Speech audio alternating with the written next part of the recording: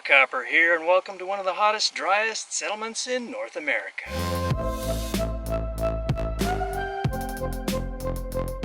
In part 1, we talked to Roger and Tony, saw the funky town of Tecopa Hot Springs, and met YouTuber Wonder Hussy, possibly the town's most well-known resident. Truck walls and machine guns. I like it. Now we're out beyond China Ranch, which I'm going to show you later, but right now, here's an intriguing find. Come on, I've got something interesting to show you. Let's go. Right, we're going through this, what looks to be a cave at first, right? Or a tunnel, maybe? And it's gonna get pretty dark in here. Oh, it's getting really dark. Dang it. Oh, can't see where I'm going. Found the rock. Alright, let's going slow. Oh, another rock, okay. And keep on going through here. And keeps on going. And you think, okay, he's just going to show us a tunnel. No, I'm going to show you more than that. Look up. There's a hole in the earth where it collapsed. And you can keep going on through. And there's more. But wait, there's more. So we'll keep on going through here, walking through this tunnel in the desert, which is not far from China Ranch, which is not far from Tecopa. And you come out through here, and then you find a natural mud arch. The little berries on the desert holly can provide a tasty little salty snack. So let's head over to Tecopa. We're just driving up over the hill here and down the other side to what's called the Triangle. Right there, where the road splits. Here at the Triangle, people put things out in case anybody needs some particular item. They can come and just take it. Although these shoes look like they've seen better days. Don't say this place doesn't have heart. Let me give you a quick tour of Tecopa. Trust me, it won't take long. They've got the church, a few residences, post office, and the final place you can eat around here. Granted, service might be a little slow, so when you place your order, think about the next generation. They'll be happy to see the food. And this is the inside of the Kid Fox Cafe. Plenty of pictures up here of the local area. And this is Frank, pastor at the church I just showed you, and he's originally from New York. How did you end up? Brooklyn, New York. I've been here for 44 years. October 1978, came out here looking for an oasis in the desert. And I felt like I was being led here by God, and I ended up finding China Ranch, which I highly recommend.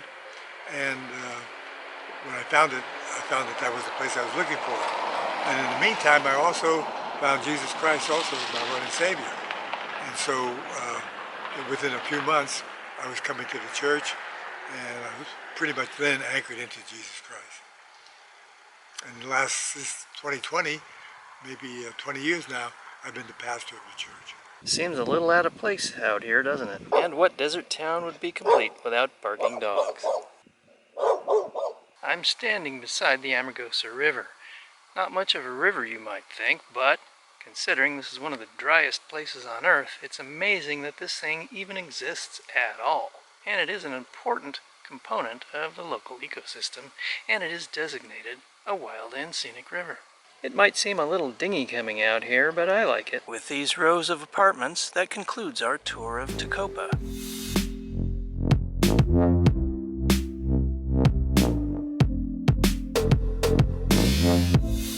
Now that we've seen the tiny town of Tecopa, let's head on up to the place they refer to as Tecopa Heights, where most of the area's permanent residents live. We're heading out of Tecopa and we're heading up to a place known as Tecopa Heights. Along the way, we passed Tecopa Francis School, which hasn't been in use for many years.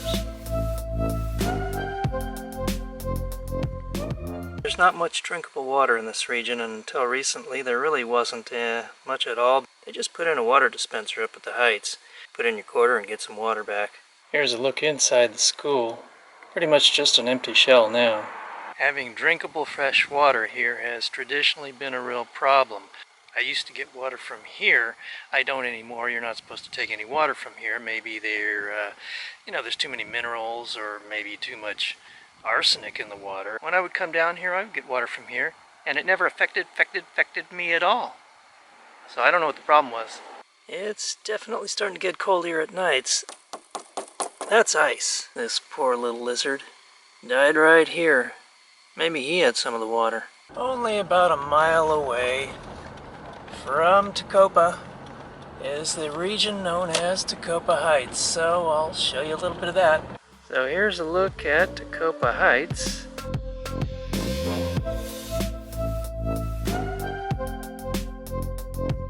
You've got some nice houses that are well taken care of, and others which maybe not so much.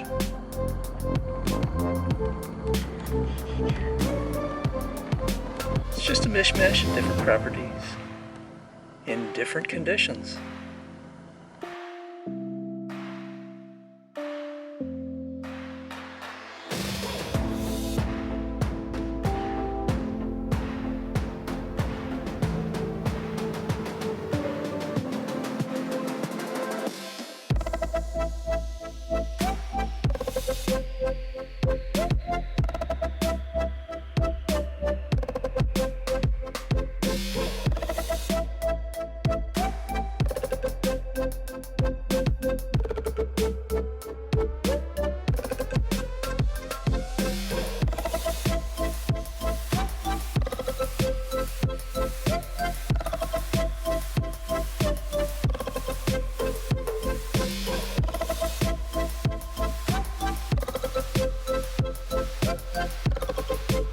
I've been in that house. It's actually not bad. The people in the blue house are from Ohio and they use it as a winter residence. I'm here with Susan and Michael, and they are part-time residents here in Tecopa, and they're going to tell us a little bit about how they ended up here and some of their experiences so far.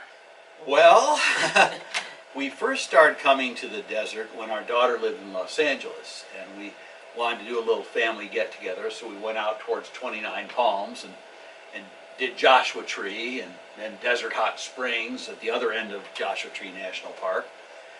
And then we decided we wanted to do Death Valley. And some friends of ours from Ohio had come out to the national park and enjoyed it. And so we went to Furnace Creek, stayed in a little cabin for a week, and liked it, but we knew there was more to see and do here than the national park. And so we looked around, we found a nice little B&B here in Tecopa, the Villa Anita, and came down and stayed with Carlo and then Aaron for a week, and have just kept coming back ever since. Each winter we stay a little longer. Go ahead. We got into hiking. We had been into hiking, but we hooked up with a couple of people that did a lot of hiking.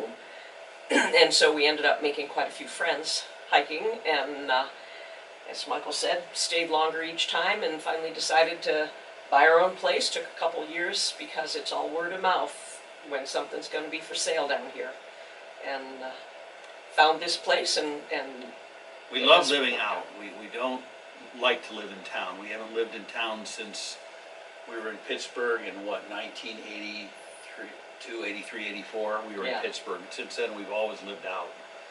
And we live in a rural area in Ohio, and we homesteaded in a very rural West Virginia back in the 70s, and now we're here. People who know us back then say, you've returned to your young adulthood. You're fixing up a funky old place again? And you were telling me this place was incredibly funky. Tell us about that. It was indeed very funky. And the woman we bought it from was right up front about it. She said, you're really buying this half-acre of property. The house ain't much. Don't get your hopes up. You might want to tear it down and start from scratch. The floors had no support. Everything had rotted out. And so as not to fall through, they had put little pieces of plywood and bits of shelf with gaps, and 4 or 5 layers of carpet and rugs. So if you stepped in a spot between boards, you got a little trampoline effect, but at least you didn't hit the ground. And all of those carpets and rugs were saturated with desert dust because you can't keep it out even from a tight house. But this one had a missing window with a piece of plexiglass tacked over it. So it, Anything but tight. anything but tight. Yeah. And it was completely jerry-rigged, wasn't it? For the most part. Foam core board for the walls, which we still have. The entire ceiling was foam core board. It's like a 1/4 inch thick. It's floppy. It flaps in the breeze, which indeed it did when we bought the house. And if the breeze was strong enough, then we'd get the rain, except it was not water, it was sand, dust. So we just decided, well, should we tear this off? Well, gosh, how can we tear it off? We'll be covered. So we came up with the bright idea of leaving it and putting boards over it to hold it up in place. So that foam core board's still up there and a ton of sand's still up there, but hey, nobody knows it. And you were telling me about this guy, Shippy, that built Yep. the place. He built the place. People called him Shippy Ship, and I don't know what his first name really was. No. But Leanne, the unofficial mayor of Tecopa Heights, said she watched him build it, and he was known to be very thrifty, and he didn't have much money anyway, so he used whatever he could find, whatever he could get cheapest. Studs are miscellaneous distances apart, sometimes as much as 30 inches. So, yeah, things were definitely funky. The bedroom wing is all made out of sawdust glue board, inside and outside. It's exterior siding, but it's on the inside walls as well, so at least those were a little more sturdy than this kitchen and living dining room wing. But we were lucky enough to find a couple of really good handy guys. Had to rewire the place entirely. As we mentioned, the stove, the electric stove, was wired to a 110 outlet. Things were shorting out, so we completely had the place rewired and had to shore up and replace the joists under the floors. And add a bathroom. It did not have a bathroom, which here in Tecopa, not having a shower or hot water is not really all that bad, because you go to the springs and they have great showers there, and that's not that big of an issue. Our bathroom facility consisted of a toilet in a closet, and the toilet had some unique features about it, including a pink toilet seat, which when we sent a picture of it to Susan's sister, she was so enamored of it that she insisted she had to have it.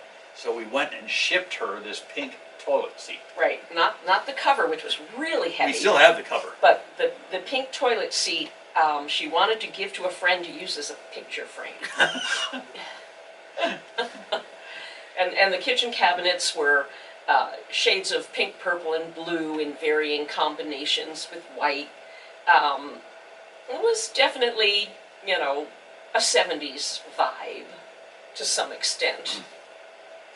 We have reused a lot of those old cabinets, and we also have. got some new ones. But I'm glad that we were able to reuse them and color scheme them with Susan's guidance. And this guy, Shippy, Yeah.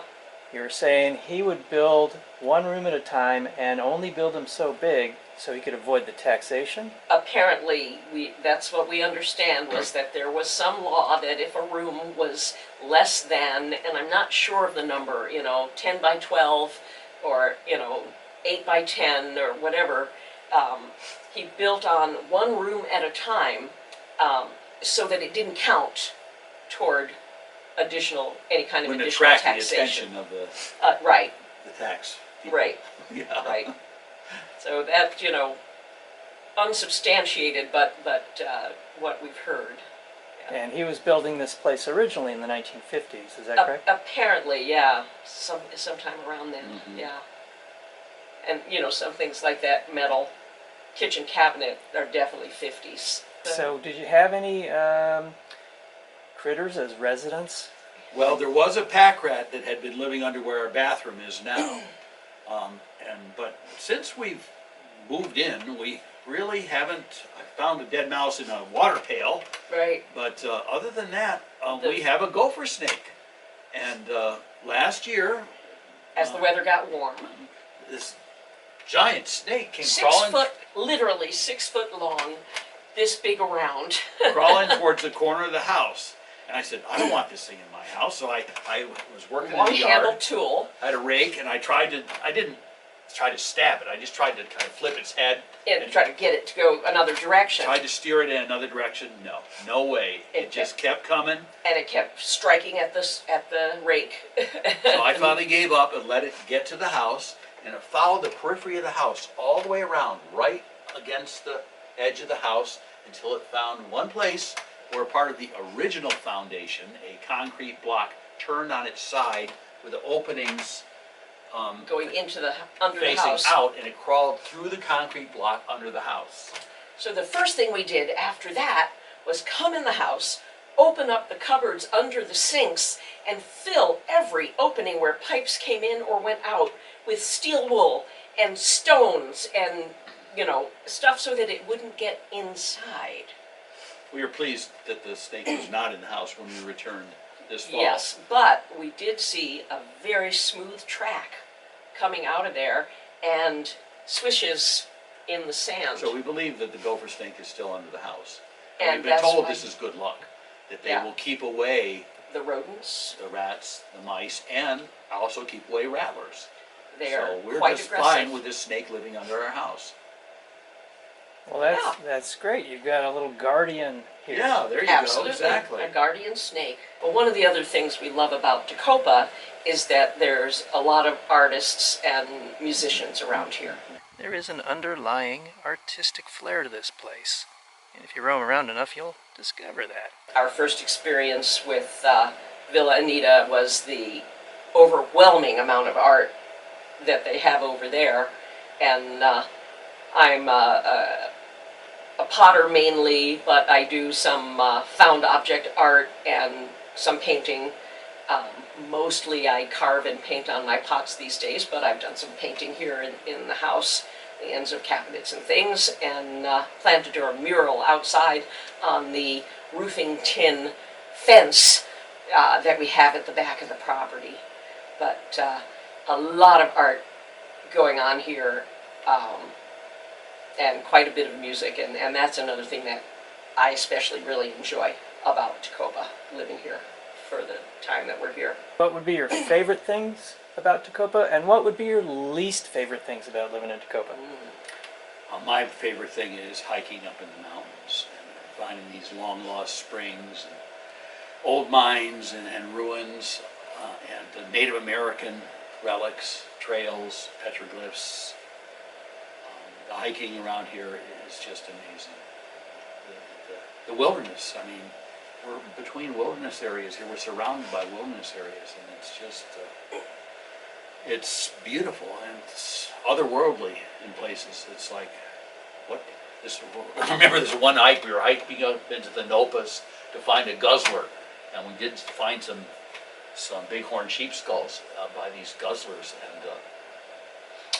and anyway, we were hiking up the hill here, and this old guy turns next to me and said, "What planet are we on?" And I said, "No, I don't know, I'm not sure." Yeah. But it's beautiful, let's keep going. So that's what gets it for me, is just the wilderness and the rugged beauty of this place. How about you, Susan? Well, same for me as an artist, everywhere you look is something beautiful, and we live in heaven in Ohio as well. We live inside a national park, and it's green, and it's beautiful, and we're in the flyways for birds migrating, and it's absolutely beautiful, and we're not ready to give that up, but this is also beautiful in a totally different way, and it's beautiful here. I love the community here in Tecopa as well. We've experienced great acceptance, and people don't put on airs here. You are who you are, and people accept you for who you are, and I love that. I really love that. And for me, another big thing, and I know for Michael as well, is the hot springs. We are dedicated soakers, sometimes twice a day. You know, a nice thing to do after a hike, go for a soak. First thing in the morning, we like to go after the campers are gone and have the place mostly to ourselves. We love the hot springs as well. Good for what ails you. Yeah. Least favorite things, the enemy here is the wind. The dust storms. And the dust storms, yeah, you know, especially located where our house is, the north wind really gets us. It comes more than 50 miles right down the Amargosa River Valley, and you're trying to go to sleep at night, you just wish you could turn it off, and you can't turn it off. It just blows and blows and blows. One day we had north windstorm for not one day, 2 days. it kept going, 48 hours or so. So that would be a least favorite. Yeah, that big wall of dust coming down. Yeah, the haboob, they call it, yeah. Coming down from Eagle Mountain. Yeah. Right. But we did, a couple times we went in the mud springs, the borehole, different names for it, the wild springs. And one time we went in a spot where it was too cool, I think is the reason, and we both got mud mites. And those itch for 2 or 3 days. That was not a favorite thing either. So we stick to the community springs now. Well, anything else you can add about the region, or any funky, crazy things that have happened, or anything like that? Well, I mean, there's a lot here for such a small community. There's good food, you know, there's good beer. You know, the Death Valley Brewery has some darn good home brews. And, of course, Eric down at Steak and Beer, I mean, his place is actually kind of famous. Our son, Evan, has a startup business, and he's in the food business.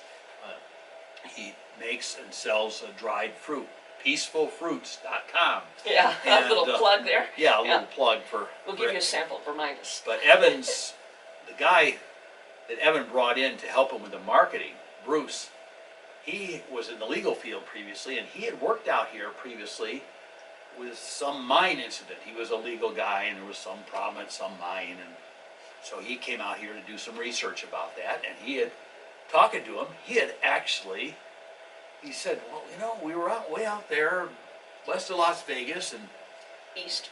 And we stumbled on this little hole in the wall, Yeah. you know, and just had the best steak I've ever had. And the more he described the place, it was clear. It had to be Steak and Beer. Steak and beer, Yeah, so yeah. we're here in the middle of nowhere, so. Yeah, yes we are. And I we don't love know why it. I glommed on Las It gets Los cold Angeles. and clear at night. You can see Oh, more the stars. stars. That's another Yeah. wonderful thing about this area. And the it's stars, quiet, the too. Milky Way are fabulous. Yeah. City people don't get it. They don't understand what real darkness is. They don't understand what real quiet is. They have never experienced true quiet or true darkness, at least, you know, in a natural setting. And then they're missing something. And they've never experienced neighbors and locals quite like these either, right? True. That's for sure. Yeah. Say, you know, there's a lot of out there wild, crazy people out here, and that's why we fit right in. This is Susan's studio here with the pots in the back. Need glazing. They have the glaze on them, but haven't been fired yet, those top ones.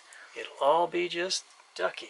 Yes, indeed. This was Goofy Gopher Snake's hole entry portal. Got under the house. And this is Susan's trusty pack horse that she keeps in the corral. It's not hard to find a fixer-upper around here. We're gonna head out for a little e-bike ride before the sun sets. Rad Rover, ride rad, baby. All right, we're going.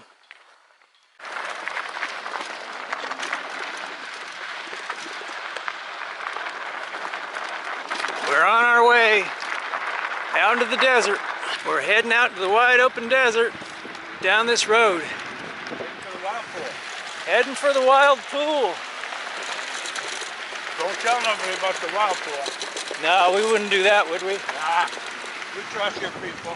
Roger and I just met Brendan and Sophia, and they are in the Blue Nose bus. They're going to give us a tour of the bus inside. All right, come on in. All right, let's check it out. Come on, Brady. We're going into the Blue Nose bus, and you can find them on Instagram and TikTok. Blue Nose bus. Hey, this is pretty cool. Look at this. Welcome inside. This is our bus that we made over the course of 5 months. Check that out, right above the Back in driver's Canada. seat. Nice. Look at that woodwork. Yeah. Cool. We had never held a drill before, so it was a big project. Well, that's You can pretty come on impressive. It was pretty ambitious. All right, look at the kitchen here. Sweet. We have an oven, we have a stove, we And have a there's wood dog. stove as well. Oh, look at that. But we also have a diesel heater and a heat pump, as well as an air conditioner. I call it central air because it's right in the center of the bus. Our full-size fridge and freezer, a big pantry, and our shower. Oh, look at that. That's pretty sweet. Yup. Nice And then we have shower. our bathroom back here. Bathroom back here. Our There vanity you go. bathroom. And then in the back we have our queen-size bed with our AC unit. You can go back in. It's a little messy, but That's all right. I'll just give a quick shot. There's the bed back there. You get the idea. All right. Very nice. and this sofa pulls into a double bed, so we can have guests over. Wow, that's pretty cool. Yep. Yeah, it's where we sleep all our friends when they come. Yep. So yeah, that's the bus. Excellent. And there's the computer. And Yeah, that's where I work during the daytime because, well, I have to work. well, sadly, some of us do have to work, whether it's YouTube or TikTok or whatever it may be, or Yeah. posting on Instagram, right? Bernie doesn't have to work. Well, yeah, Bernie doesn't have to do much except eat, sleep, and play. Exactly. Yeah, exactly. He's a 14-week-old, right? Sheepdog. Sheepdog. And this is the wild pool that he was talking about. It's not a hot spring, it's just a warm pool. Well, that was fun meeting the blue bus there. And now we're heading home. And we're back. When the days are short, the nights are long and chilly, I don't feel like cooking very much, so I just want to keep it simple, so I just throw in a can of soup and cut up some veggies and put them in the pot and throw it on the fire. So that's what I've been doing lately, keeping it simple for dinner.